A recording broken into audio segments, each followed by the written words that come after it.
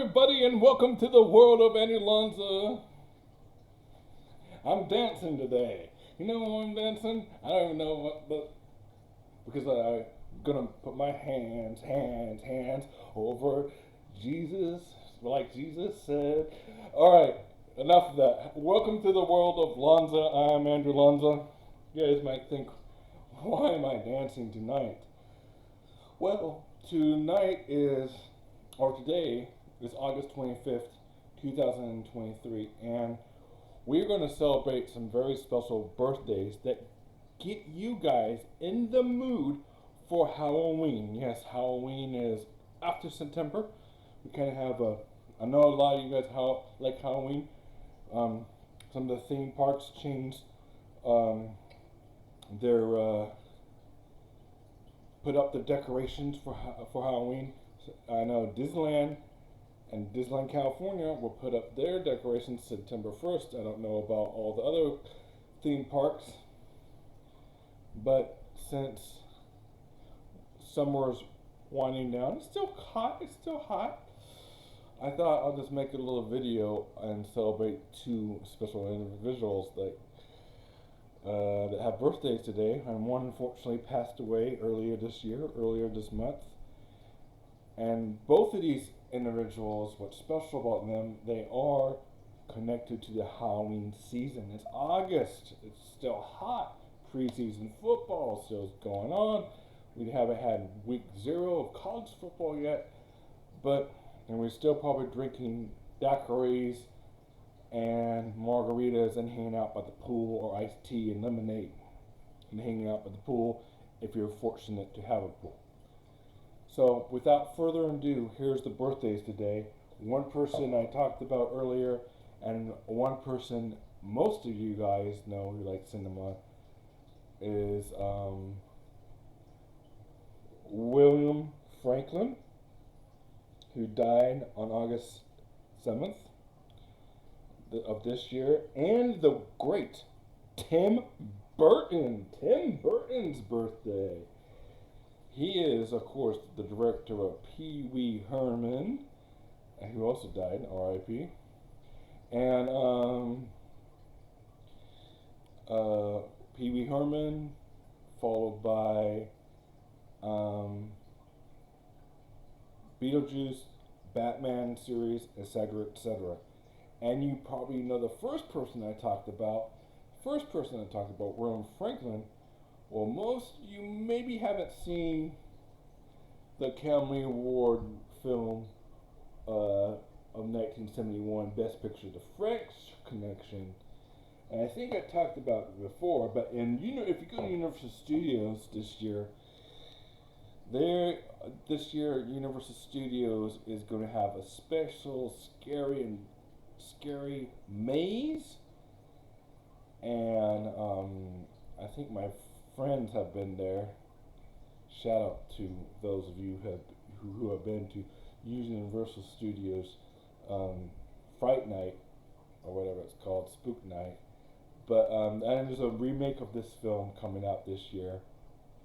William Franklin directed The Exorcist, the original Exorcist of 1973, which means it's turning 50 years old this year. And here's a picture of Ronald Franklin. I like to show pictures. I haven't shown pictures before, so this is this guy, Ronald Franklin, and he did a lot of cool other movies. Jade.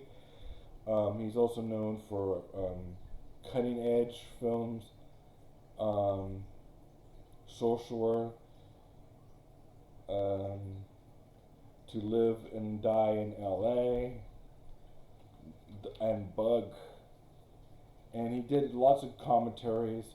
He was actually more, I think, of a artistic film. There's a word that I learned in I just learned it today in communications, taking a communications class. So called hot media and cold media. It's probably more of a hot media, meaning you have to like a higher degree of like Mona Lisa, important art, blah blah blah. Not so much as pop culturally, not so much as a cold media person as Tim Burton, which is probably more popular. And probably, I bet you most of you guys love cinema have heard the name Tim Burton before. Night Before Christmas, probably more easier, not scarier. He's artistic too, but a little bit. I think he's a little bit more gothic pop culture. He's dark, but with a lighter edge. Ron Franklin likes to tackle real issues, and he didn't even think Exorcist was a horror story. He thought it was more of a psychological, mental health kind of just plain suspense thriller, more of an Alfred Hitchcock movie. So that was interesting. So, without further ado, I am just going to run through, and that's going to be the video tonight because I can't do anything else today. I'm going to run through all of Tim Burton's films in order, and if you're feeling the need to watch Tim Burton movies, I'm going to recommend a few later tonight that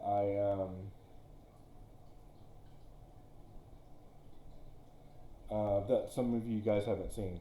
So without further ado, here's Tim Burton movies, the Tim Burton collection in order, and I'm going to tell you one movie that has a summertime scene. So if you still feeling the summertime scene, it's mostly related to Christmas, but it does have a cool summer scene. It's actually, just two movies that have a summertime scene in it, and I'll tell you which ones those movies are when I get to them. So Tim Burton in 1984. So some things some fun facts. These are just off my head, off my memory.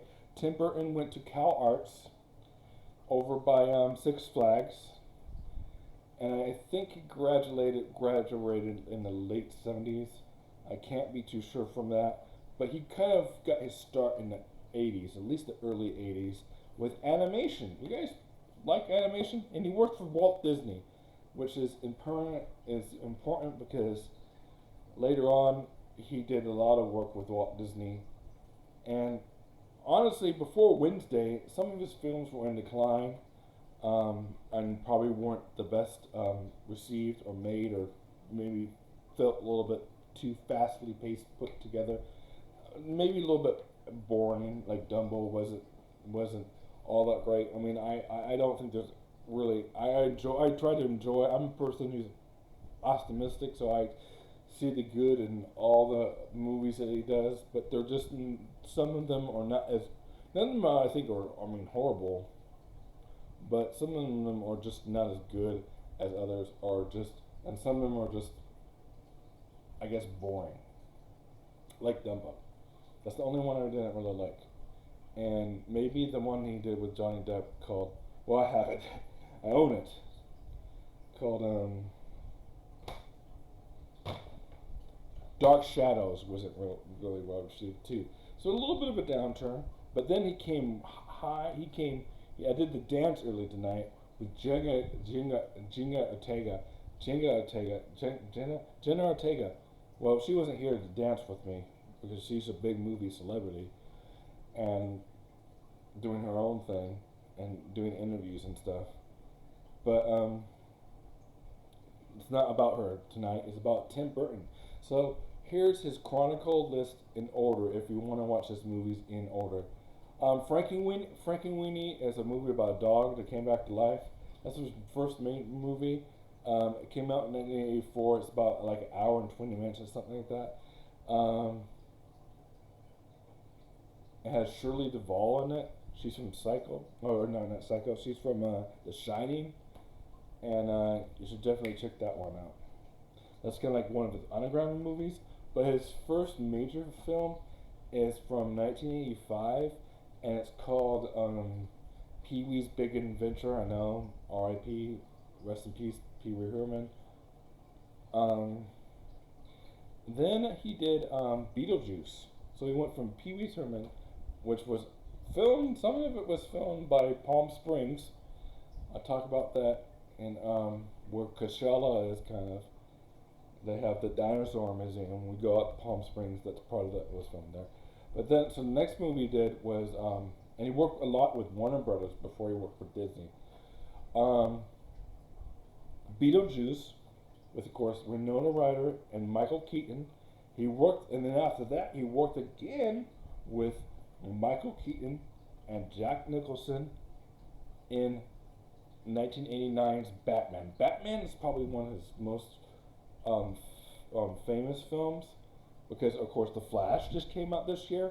Michael Keaton's in The Flash, and it's still relevant because now it's like we have this multiverse where you see the original Batman and with Ben Affleck's Batman, who Tim Burton didn't do anything.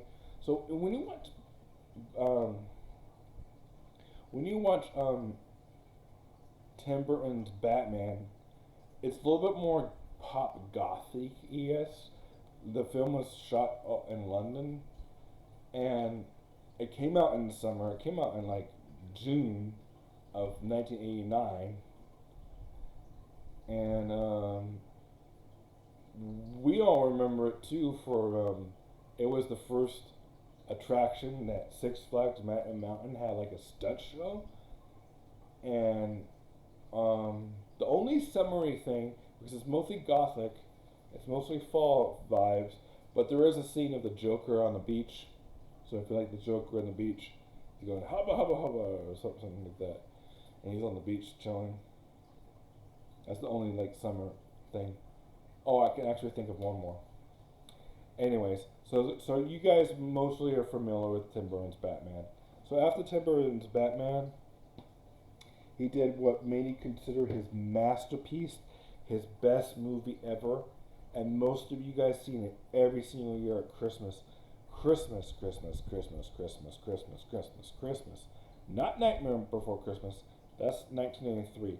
But his masterpiece that many people consider was starring Johnny Depp and Winona Ryder, and also Kathy Baker, dinner with Anthony Michael Hall, filmed in Florida, beautiful Florida, Edward Scissorhands. Now this movie has a little bit of it starts off I think in the summer, or maybe like all year long, and it ends in Christmas. But there's a Shikshagog thing when he's like barbecuing, and he's chopping the trees before the snow, and R.I.P. It also stars Alan Arkin, who died this year, and he goes to his he says, "Turn up the ball game, turn up the ball game," and his son is like trying to listen to the baseball game, and Johnny Depp's character Edward Scissorhands is just making these statues out of plants, and then after a while, at the end of the movie, it ends in Christmas with the statues made out of ice, like ice statues, and the snow coming down, and a beautiful soundtrack from Danny Elfman. Danny Elfman works with he worked with Tim Burton a lot. After that, he went back to Batman, which is Batman Returns with Michelle Pfeiffer and Michael Keaton, and that it was with Danny DeVito, 1982, and then 1983 was a big one because that's when he did Nightmare Before Christmas, 93. But the most I don't know if I'm going to have time to run down all of his movies because it's getting a little late, and I'm going to try to watch one tonight. Was if you haven't seen if you've seen most of his films and you look at let me just see if I can grab it real fast.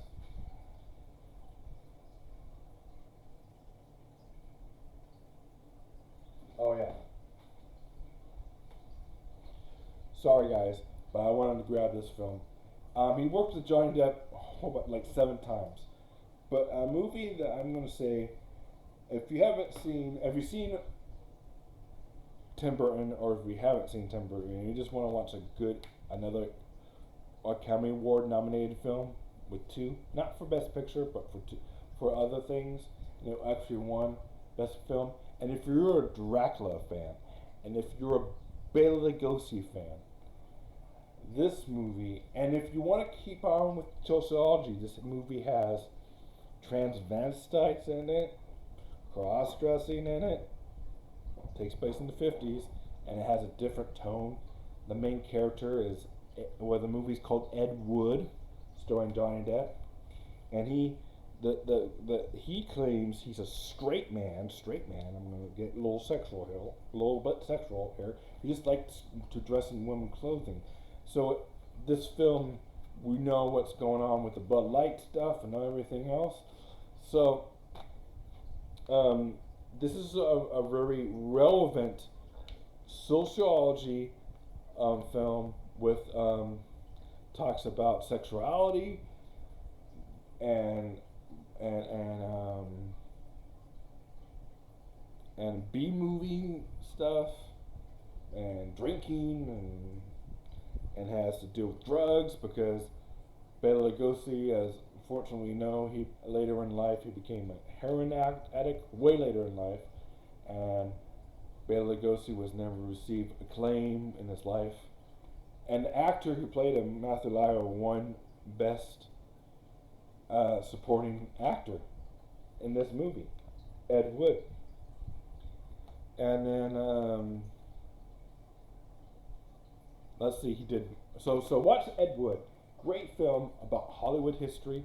If you haven't seen Ed Wood, Ed Wood is probably one of his movies that most people have not even heard about who are Tim Burton fans. Tim Burton fans.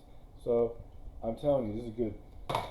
So then he did. Let's see, he did Mars Attacks after that, and then he did Sleepy Hollow, the remake of Planet of the Apes, Big Fish, which is one of his other more acclaimed. This is one of his better pictures, probably Big Fish, Ian McGregor, and Charlie and the Chocolate Factory, Swinging Todd,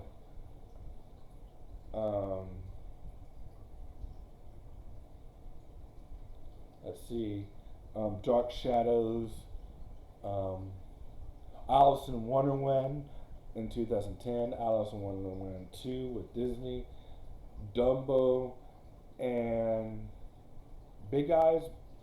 I have that film too. That's another one of his smaller films, and he is most recently known with directing Janet Ortega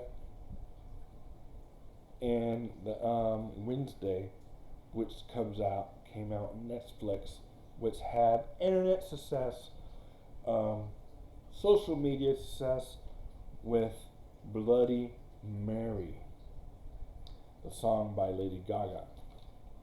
Oh, and from my hometown, Bakersfield Connection, fun fact, in the film Nightmare Before Christmas, on the soundtrack, Kidnap the Santa Claus is a song by Korn. Korn is a band from Bakersfield. Alright, so that's a little bit on Tim Burton and his birthday. I'm sure most of you guys know his gothic style. Some good music to listen to would be My Chemical Romance or something, or Duran Duran, or Depeche Mode, or The Cure. The Cure. Tim Burton kind of has weird hair like the lead singer of The Cure. And so yeah. Oh, and Helen Bonham Carter was his wife for a long time, but I think they got divorced now, unfortunately. Oh, another summer sing. One summer sing. I'm going to end out with a summer sing because it's summer. It's not quite Halloween yet. It's 4 months from Christmas, by the way, but not quite Halloween yet. His in Swinging Todd. It's a scene on the beach. So look for the beach scene in Swinging Todd. And well, I hope you guys enjoyed that video. I sure did. I enjoyed dancing with you and telling you my fun facts about movies and my movie knowledge. And I hope you guys have a good night. I did this video standing up. But anyways, have a good night. And I will talk to you guys later. This is the world of According to Lonza, and I am out. Good night. Dance, dance, dance with my hands, hands, hands.